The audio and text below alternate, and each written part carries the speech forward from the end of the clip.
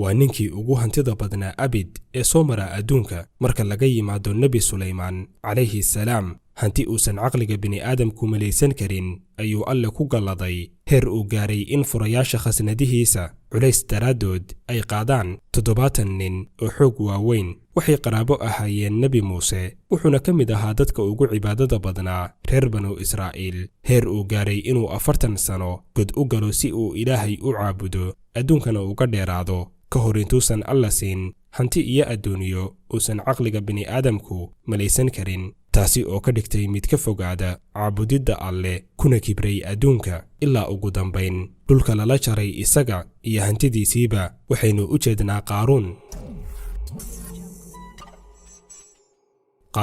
wuxuu ka mid ahaa dadkii raacsanaa nebi muuse, wuxuuna ahaa kooda ugu cibaadada badan. wuxuu gaaray heer uu god galo si uu uga dheeraado adduunka, isaga oo godkaasi ku jiray 40 sano oo uu Ilaahay caabudayay. ibliis ayaa doonay inuu fasahaadiyo, laakiin waddo kasta oo uu marayba wuu awoodi waayey inuu diintiisa ka fasahaadiyo, ilaa ugu dambayn uu iska soo dhigay sida qof oo kale, uguna yimid qaaruun godkii uu ku jiray. wuxuu u sheegay inuu doonayo inuu alle la caabudo, godkana kula jiro. qaaruun ayaa soo dhoweeyey, wuxuuna ahaa ibliis mid godkaasi ku cibaadaysta si uu u fasahaadiyo qaaruun.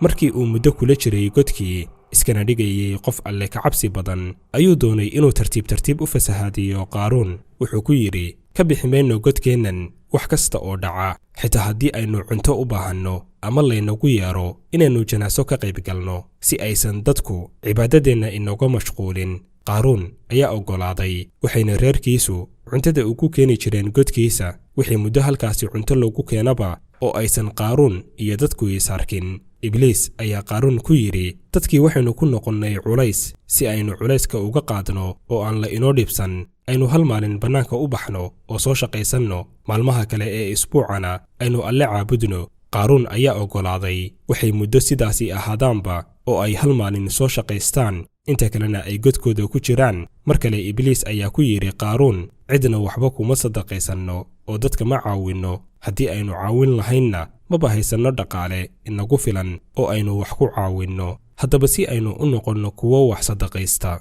aynu maalin shaqaysanno, maalinna Ilaahay caabudno.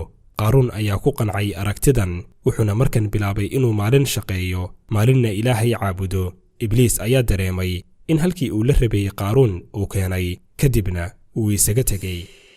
qaaruun ayaa Ilaahay u furay adduunkii, u barakeeyey xoolihiisii, kuna galladay dhaqaale aan tiro iyo xad toona lahayn.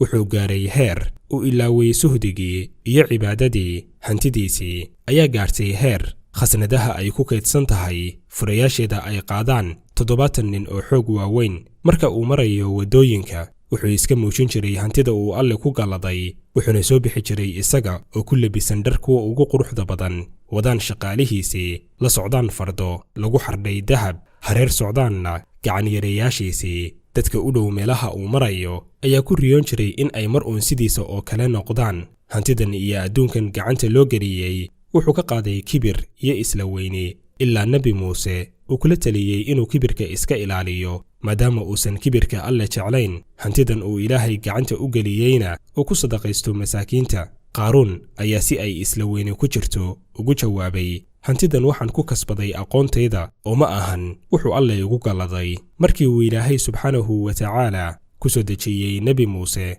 xukunka sakada, maadaama qaaruun uu ahaa ninkii ugu hantida badnaa, wuxuu u sheegay nebi muuse inuu ka bixiyo xoolihiisa sako, isaga oo u sheegay in 1,000 diinaar uu 1 diinaar ka bixiyo, sidoo kalena 1,000 dirham uu 1 dirham isagana ka bixiyo. xoolahana sidaasi oo kale 1,000 neefba uu 1 neef saka ahaan u bixiyo. qaaruun ayaa markii uu xisaabiyey sakada ku waajibtay, wuxuu arkay in xoolo badan laga sugayo oo ay saka ahaan u baxayaan. ma jeclaysan inuu xoolaha intaasi la eg bixiyo. kadibna malqabeennadii kale ee ay habeenkii wada caweyn jireen ayuu ku yidhi, muuse wuxuu idin amray amarro badan oo waad ka adeecdeen. maanta wuxuu u soo dhigtay hantidiinnii oo wuxuu rabaa inuu qaato. maxaan ka samaynaa? waxay dhaheen, adigaa noogu weyn, wixii aadna amartid ayaannu samaynaynaa. kadibna inta fakeray ayuu yidhi, waxaan keenaynaa haweenay, waxaynu siinaynaa xoogaa dhaqaale ah, kadibna waxaynu dhahaynaa ku been furo nebi muuse calayhi salaam oo dheh wuu iga sinaystay. qaaruun ayaa haweenaydii loo keenay kadibna wuxuu siiyey 1,000 dirham 1,000 diinaar iyo xoogaa dahab ah. markii la gaaray maalintii kale nebi muuse ayaa u soo baxay si uu sidii caadada u ahayd ugu yeero dadka caabudidda alleh. qaaruun oo xalay sii degay dhagar ayaa u yimid nebi muuse wuxuuna dadka hortiisa ku yidhi qofkii qof ka sinaysta maxaa lagu samaynayaa. nebi muuse calayhi salaam ayaa yidhi qofkii sinaysta isagoon xaas lahayn waxaa la jeedaalinayaa 100 jeedaal, kii sinaysta isagoo xaas lehna waxaa lagu dilayaa dhagax.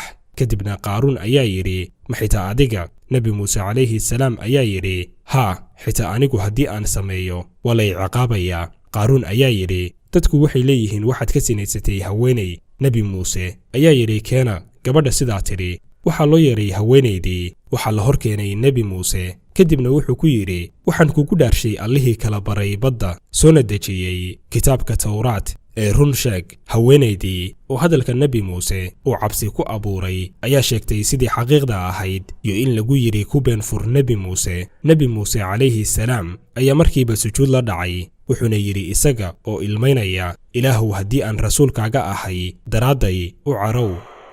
ilaahay ayaa amray dhulka inuu adeeco nebi muuse sameeyana wixii uu faraba. nebi muuse ayaa isugu yeeray reer banu Israa'iil kadibna wuxuu ku yidhi ilaahay sidii uu iigu soo diray fircawn ayuu qaaruunna iigu soo diray. qofkii aniga ii adeecaya hadda ha iisu raaco oo ha isaga yimaado qaaruun. reer banu Israa'iil ayaa la saftay nebi muuse marka laga yimaado 2 nin oo iyagu go'aansaday inay qaaruun la saftaan. kadibna nebi muuse ayaa amray dhulka inuu la jaro inta uu ku taagan yahay qaaruun iyo raggii la jirsadayba. mar kale haddana wuxuu amray inuu dhulku la go'o hantidii qaaruun. markii uu gaaray salka hoose ee dhulka ayuu awdmay dhulkii. halkaasina ay ku soo dhammaatay sheekada nin dhaldhalaalka adduuniyo ay ka fogeeyeen waddadii suubanayd ee uu hayay.